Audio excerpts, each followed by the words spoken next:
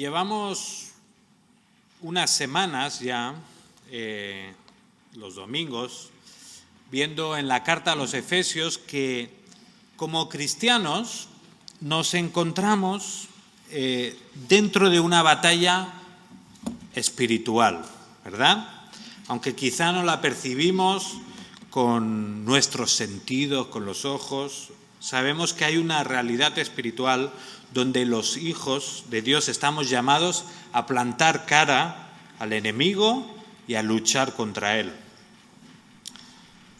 Por otro lado, tenemos que mañana es un día señalado para nosotros como iglesia, porque vamos a salir a la calle una vez más a tratar de compartir el Evangelio y a tratar de seguir haciendo avances y ganando terreno al enemigo, ¿verdad? Por lo tanto, si mañana vamos a salir a la guerra, de alguna manera, necesitamos un plan, ¿o no?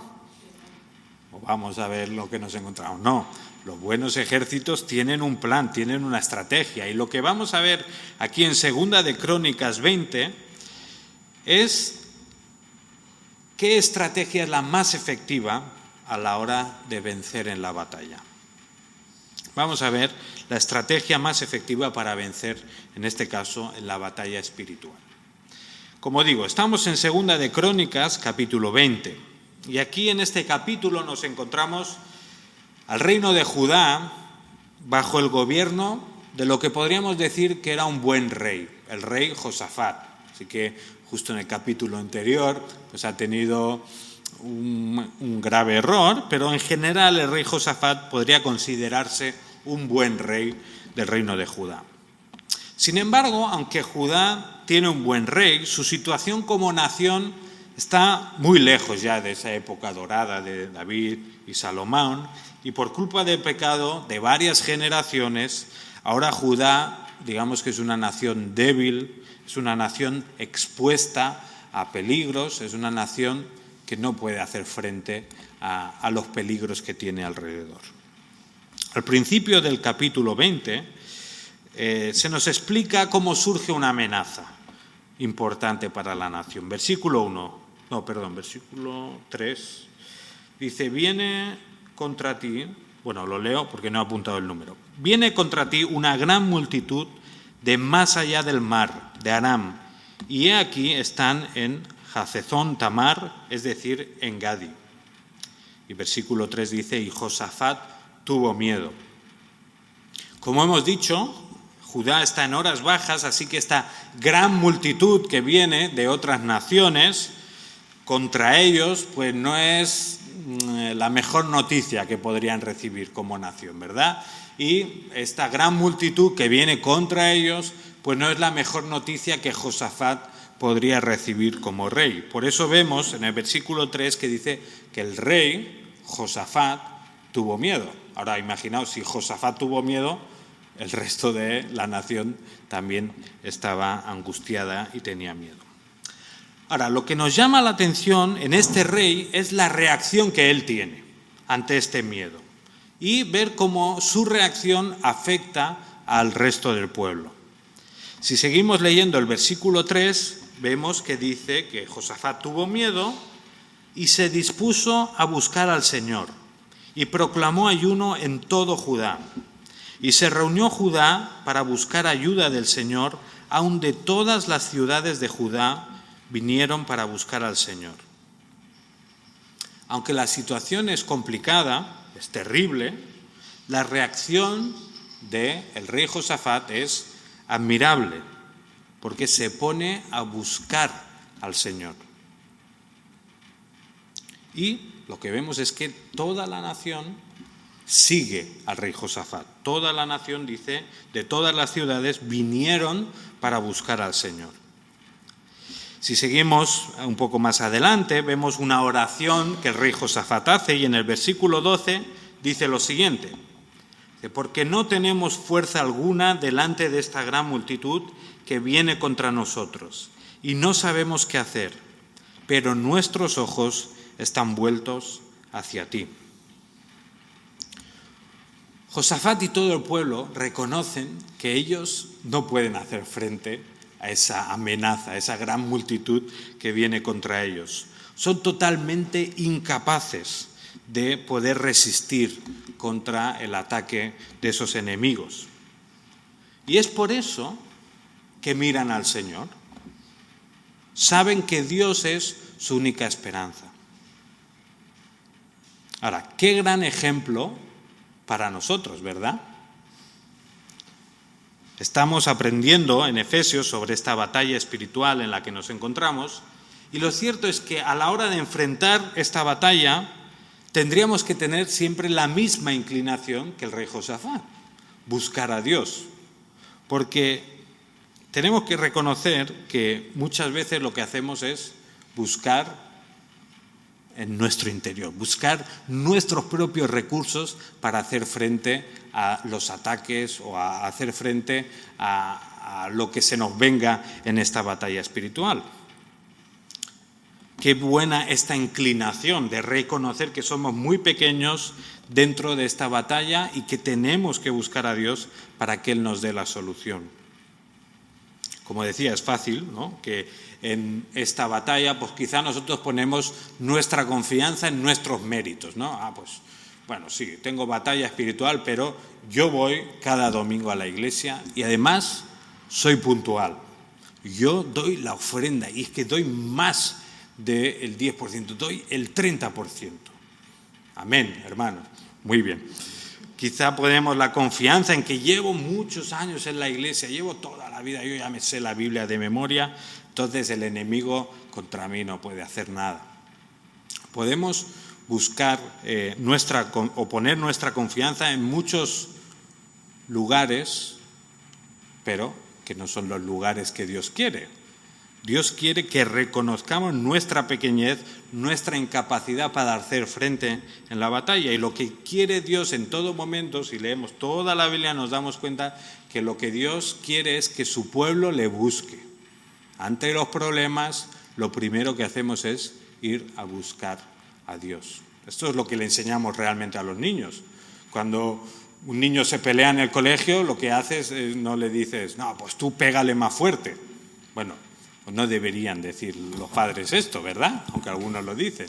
¿Qué se dice a los niños? Pues lo primero que tienes que hacer es ir y decírselo al profesor. Explícale al maestro tu problema y él ya sabrá lo que tiene que hacer.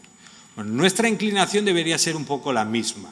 Ante un problema que aparece, sea en este ámbito espiritual o cualquier otro, nuestra actitud debería ser, voy a buscar a Dios. Voy a explicarle el problema, voy a decirle que yo no puedo hacer frente a él, voy a decirle que le necesito. La Biblia en todo momento nos lleva a tener una actitud humilde, de reconocer que nosotros no podemos, que necesitamos buscar a Dios, que tenemos que confesar nuestra dependencia de Él. Seguimos adelante, aunque no sé si alguien puede apagar el aire caliente. ¿Tenéis calor? Sí, ¿verdad? Yo me voy a fundir aquí dentro, así que sí, ya va Marcelo por ahí. Si podemos parar el aire, os lo agradezco. El texto sigue y lo que vemos a continuación es los resultados de buscar al Señor. Vamos al versículo 14. Dice, entonces el Espíritu del Señor vino en medio de la asamblea sobre Jahaziel. Luego sigue diciendo otras cosas. En este caso vemos cómo Dios responde a esta petición y envía su Espíritu en medio de la asamblea. O sea, cuando buscan a Dios de forma humilde, de forma sincera, el pueblo encuentra a Dios. Y además el Espíritu de Dios no solo viene en medio de la asamblea para estar con ellos, sino que además les da instrucciones para la batalla. O sea, Dios responde, Dios no abandona a su pueblo. Ahora, lo interesante es lo que ocurre en esta batalla, porque esta es un poco distinta a las demás que vemos en la Biblia. Fijaos el versículo 21. Josafat, un poco siguiendo las indicaciones del Señor, ya él ha dado algunas instrucciones, pero en el versículo 21 da una curiosa, dice, y habiendo consultado con el pueblo, designó a algunos que cantaran al Señor y a algunos que le alabaran en vestiduras santas, conforme salían delante del ejército, y que dijeran: «Dad gracias al Señor, porque para siempre es su misericordia». ¿Qué clase de estrategia es esta?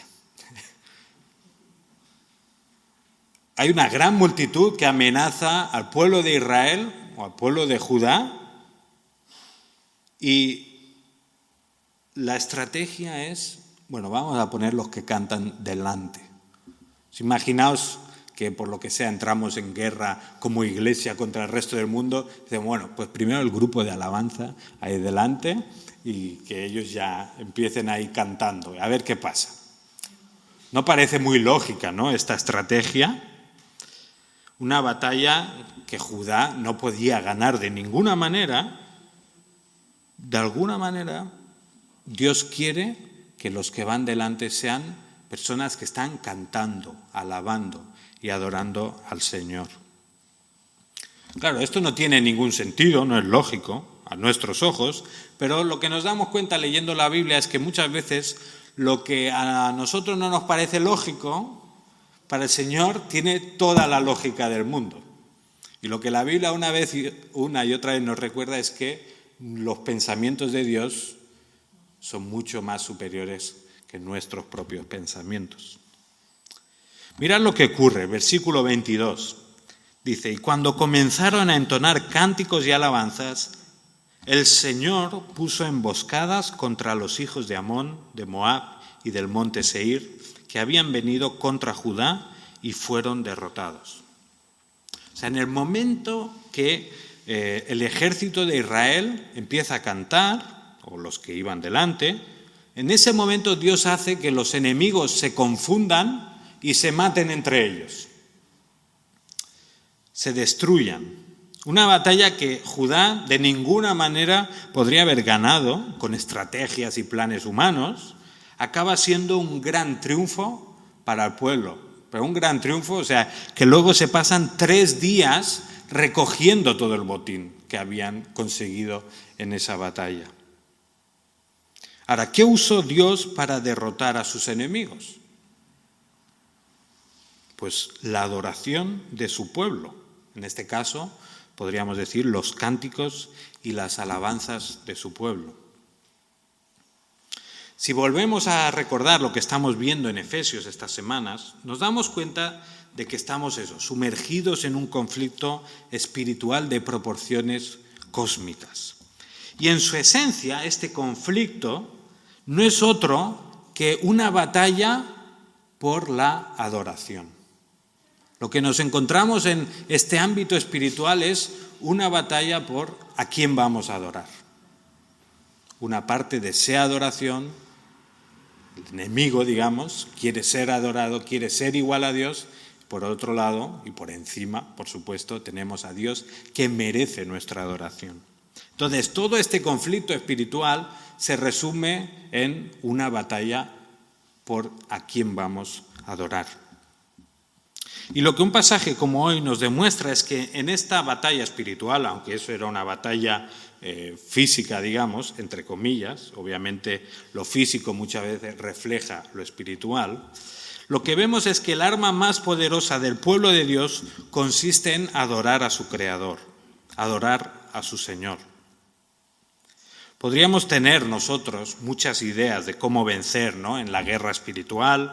Podríamos hacer un estudio de los mejores estrategas de la historia y tratar de aplicar sus técnicas a esta guerra de la que estamos hablando, pero todo eso sería un fracaso.